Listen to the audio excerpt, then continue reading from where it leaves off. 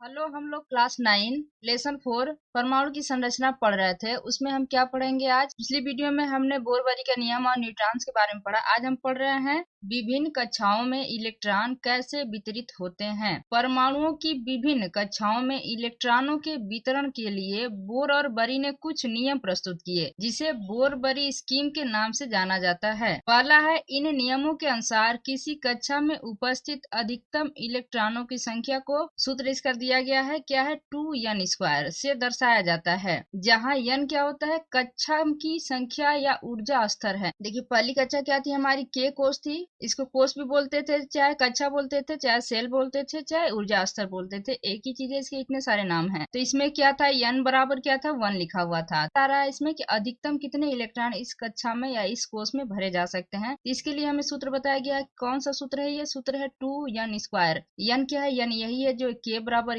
k कोष में n बराबर क्या दिया, 1 है। इसका मान रखते हैं तो 2n², तो 2 इंटू n की जगह पर क्या लिखेंगे, 1 लिखेंगे।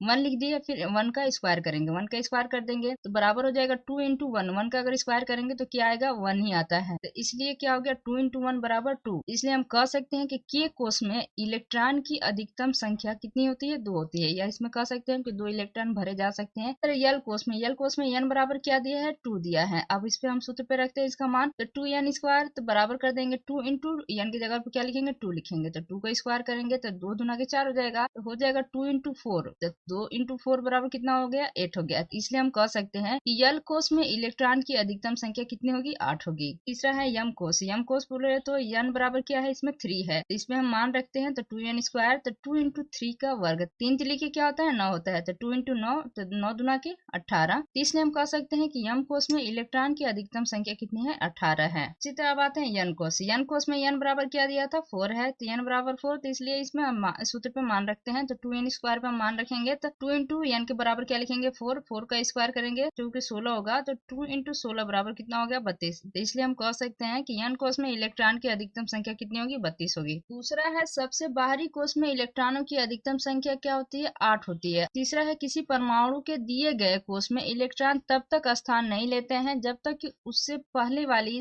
भीतरी कक्ष पूर्ण रूप से भर नहीं जाते। इससे स्पष्ट होता है कि कक्षाएं क्रमानुसार भरती हैं। कहने का मतलब ये है कि k कोष में अगर इलेक्ट्रॉन भर जाएंगे पूरा, तब जाके वो यल कोष में जाएंगे। और संयोजकता, परमाणुओं की विभिन्न कक्षाओं या कोषों में इलेक्ट्रॉन किस प्रकार व्यवस्थित होते हैं। किसी परमाणु की सबसे बाहरी कक्षा में उपस्थित इलेक्ट्रॉनों को संयोजकता इलेक्ट्रॉन कहा जाता है। तत्वों के इलेक्ट्रॉनिक विन्यास, इलेक्ट्रॉनिक विन्यास को क्या बोलते हैं, इलेक्ट्रॉनों का वितरण ही कहते हैं। यह है, इस तरह से उसकी सामान्यतः संयोजकता निम्नलिखित नियमों की सहायता से निर्धारित की जा सकती है। पहला है, जिन तत्वों बोले तो परमाणुओं में सभी कोष पूर्ण भरे होते हैं, वे अक्रिय गैस होते हैं, उनकी संयोजकता सामान्यतः क्या होती है, शून्य होती है। जैसे कि हीलियम है। हीलियम क्या है, ये इसका परमाणु क्रमांक क्या होता है, परमाणु संख्या जो भी कह सकते हैं आप, क्या है, तो 2 होता है। तो 2 होता है, तो हम पहले कोष क्या है, k है। तो k में मैक्सिमम इलेक्ट्रॉनों की संख्या कितनी होती है, 2 होती है। तो इसका मतलब ये हुआ कि इसके कोष है k, इसका तो वही बाहरी कोष हुआ क्योंकि इसमें सिर्फ 2 इलेक्ट्रॉन है। तो k कोष में 2 इलेक्ट्रॉन भर गए, इसका मतलब कि इसका कोष पूरा हो गया। और शेष अक्रिय गैसों के y कोष में 8 इलेक्ट्रॉन होते हैं। दूसरा है, जिन तत्वों बोले तो परमाणुओं में केवल वह कोष अपूर्ण भरा होता है, उनकी सामान्य संयोजकता वह कोष में उपस्थित इलेक्ट्रॉनों की संख्या पर निर्भर करती है। जिसके वह कोष में 1, 2 या 3 इलेक्ट्रॉन होते हैं, उनकी सामान्य संयोजकता क्रमशः 1, 2, 3 होती है। मतलब इसके कहने का मतलब ये है कि किसी भी परमाणु के जो वह कोष में अगर एक इलेक्ट्रॉन हो तो उसकी संयोजकता 1 हुई।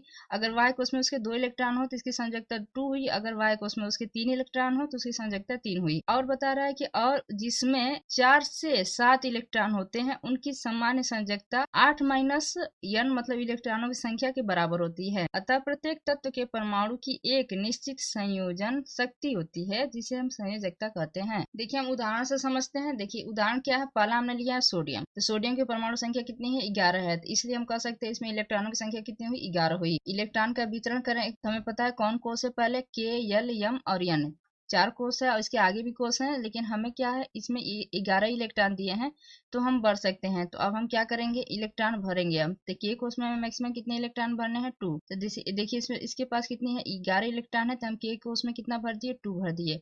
और यल कोष में कितना भरेंगे 8 भरेंगे और यम कोष में कितना भरेंगे 1। तो इसके बाहर कोष कौन हुआ, इसका बाहर कोष कौन हुआ, ये यम हुआ, क्योंकि सबसे बाहर यही है यम। इसमें कितने इलेक्ट्रॉन है, इसमें इलेक्ट्रॉन सिर्फ 1 है, तो सोडियम के बाहर कोष में 1 इलेक्ट्रॉन है, इसलिए हम कह सकते हैं कि इसकी संयोजकता कितनी हुई 1 होती है। फिर हम लेते हैं क्लोरीन को। क्लोरीन का जो होता है Cl होता है संकेत, इसकी संयोजकता लेते हैं तो इलेक्ट्रॉनों की संख्या इसमें कितनी होती है 17 होती है, क्योंकि इसमें परमाणु क्रमांक इसका परमाणु संख्या कितना होता है 17 होता है, इसलिए इसमें इलेक्ट्रॉनों की संख्या क्या होती है 17 होती है। अब आते हैं इसका इलेक्ट्रॉनिक विन्यास। इलेक्ट्रॉनिक विन्यास क्या होता है, इसमें भी कैसे देखते हैं, K L M 3 हो गया इसमें। अब इसका 17 है तो इसे हम करते हैं तो K कोष में कितना भरेंगे 2 इलेक्ट्रॉन, L में कितना 8 और M में 7। देखिए 2 8 10 और 7 17 17 हो गया इलेक्ट्रॉन, मतलब 17 इलेक्ट्रॉन भर गया। तो लेकिन इसका बाहरी कोष कौन है, यम है, इसका बाहरी कोष कौन है यम है। तो बाहरी कोष में इलेक्ट्रॉनों की संख्या कितनी है 7 है। तो अगर 7 इलेक्ट्रॉनों की संख्या है, इसका मतलब ये है कि इसे क्या करना पड़ेगा, हमें 8 से घटाना पड़ेगा। तो देखिए हमने यहाँ पे लिखा है वाय कोष में इलेक्ट्रॉनों की संख्या के बराबर कितने हैं 7 है, अतः हमें क्लोरीन की संयोजकता बराबर कह सकते हैं 8 माइनस n। तो 8 माइनस n बराबर क्या दिया इसमें 7 है, तो 8 माइनस 7 बराबर क्या हो जाएगा 1। तो हम कह सकते हैं कि क्लोरीन की भी संयोजकता कितनी हुई 1 हुई।